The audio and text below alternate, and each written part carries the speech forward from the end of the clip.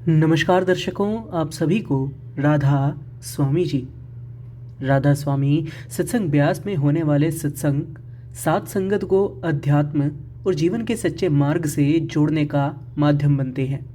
ये सत्संग हमारे भीतर छिपी आत्मिक शक्ति को जागृत करते हैं और हमें भक्ति, प्रेम और सेवा के मूल सिद्धांतों को अपनाने की प्रेरणा देते हैं।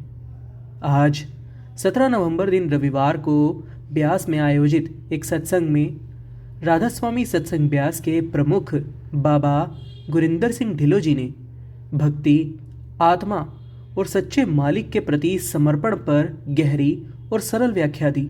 इस सत्संग में बाबा जी ने सात संगत को जीवन के गूढ़ रहस्यों को समझाने का प्रयास किया। भले ही उनकी तबीयत पूरी तरह से आज ठीक नहीं थी। सत्संग की शुरुआत नाथ मोहे अब की बार उबारो शब्द से हुई। बाबा जी ने इसके बाद बाणी ली, हर की पूजा दुलंभ है संतो, कहना कछु न जाई। उन्होंने समझाया कि यह गुरु घर की बाणी है, जो हमें यह बताती है कि भक्ति किसकी करनी चाहिए। बाबा जी ने कहा कि हम सब किसी न किसी धर्म से जुड़े हैं।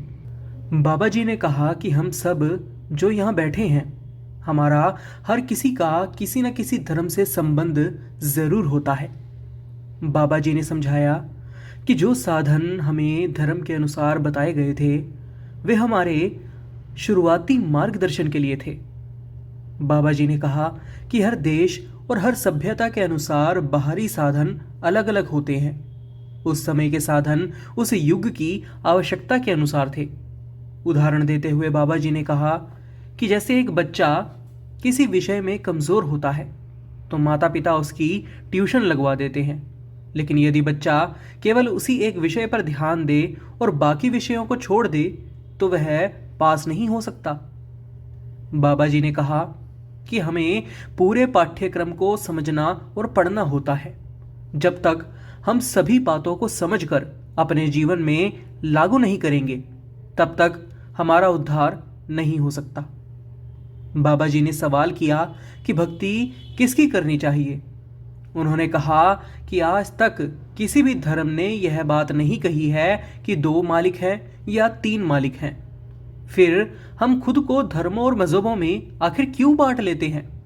अगर सभी धर्मों का सार समझोगे तो सब धर्म एक ही बात कहते हैं कि मालिक एक ही है, जिसने इस पूरी सृष्टि को, पूरे ब्रह्मांड को, हमको बनाया है।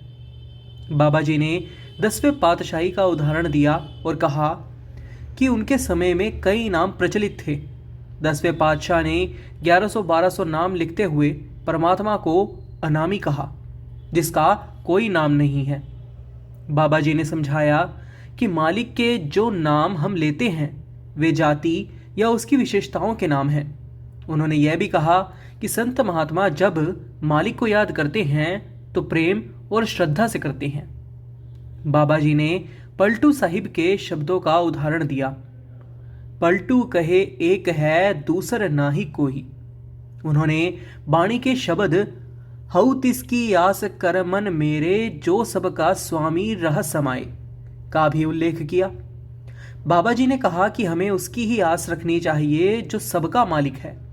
उसे चाहे राम कह लो, अल्लाह कह लो या किसी और नाम से बुला लो, वह रहेगा एक ही। इसके बाद बाबा जी ने कबीर साहिब जी की बाणी का जिक्र करते हुए कहा, घट घट में हरीजू बसे संतन कयो पुकार। उन्होंने समझाया कि मालिक हर किसी के अंदर है, लेकिन हमें उसके दर्शन नहीं होते, इसलिए हम उसे अपने से दूर समझ बैठते हैं। बाबा जी समझाते हैं कि जब तक हम अपने अंदर झांक कर नहीं देखेंगे, हमें मालिक की समझ नहीं आ सकती।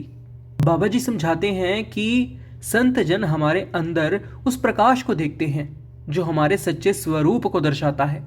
उन्होंने समझाया कि सच्ची भक्ति नाम की कमाई और शब्द की कमाई से होती है।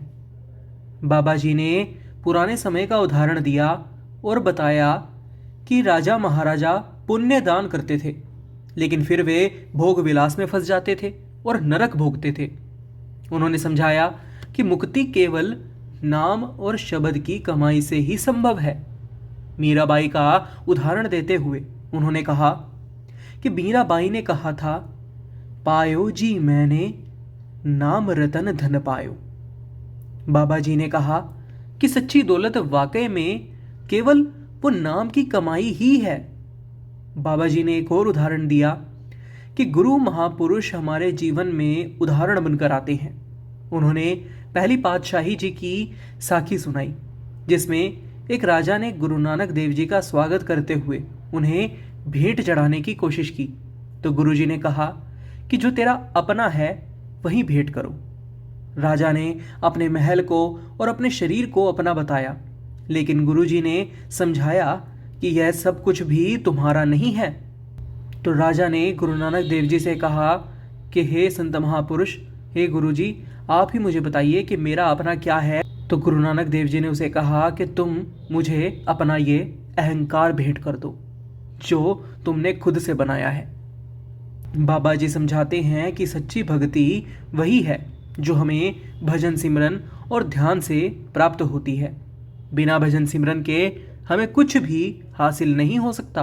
उन्होंने समझाया कि दान, पुण्य और भारी कर्म केवल शुरुआती कदम हैं, लेकिन आत्मा की सच्ची शांति केवल भजन सिमरन से ही प्राप्त होती है। बाबा जी ने फिर सत्संग का समापन करते हुए कहा कि तीर्थ केवल नाम होता है, सच्चा तीर्थ कहीं बाहर नहीं, हमारे भीतर ही है। जब तक हम अपने अंदर झांक कर सच्चे मालिक को नहीं खोजेंगे, तब तक हमें आत्मिक शांति नहीं मिल सकती। उन्होंने यह भी कहा कि बिना नाम के सब नीच जाते हैं, मतलब सारी जातें नीच हैं अगर वो नाम की कमाई में, प्रभु के सिमरन में नहीं लगते हैं। तो सच्ची जात वही है जो हमें परमात्मा तक जोड़ने का काम करती है, जो हमें परमात्मा से मिलाती है। वह सिर्फ नाम की कमाई और शब्द की कमाई है जिसके जरिए हम परमात्मा की प्राप्ति कर सकते हैं। बाबा जी के इस सत्संग ने सात संगत को गहराई से छू लिया। उन्होंने स्पष्ट और सरल शब्दों में समझाया कि सच्ची भक्ति केवल आत्मा के स्तर पर संभव है, जो हमारे भीतर ही हो सकती है, और इसके लिए हमें भजन सिमरन और ध्यान के माध्यम से अपने भीतर की यात्रा करनी होगी। उनका यह सत्संग न केवल जीवन की जटिलताओं को सुलझाने की दिशा में मार्गदर्शन करता है, बल्कि संगत को आत्मा और परमात्मा के बीच के संबंध को समझाने की भी प्रेरणा देता है। आज का यह वीडियो आपको कैसा लगा? अपनी राय हमें कमेंट बॉक्स में ज़रूर बताइएगा। फिलहाल के लिए इतना ही। एक बार फिर से लौटेंगे एक नई अपडेट के साथ। तब तक के लिए राधा स्वामी जी।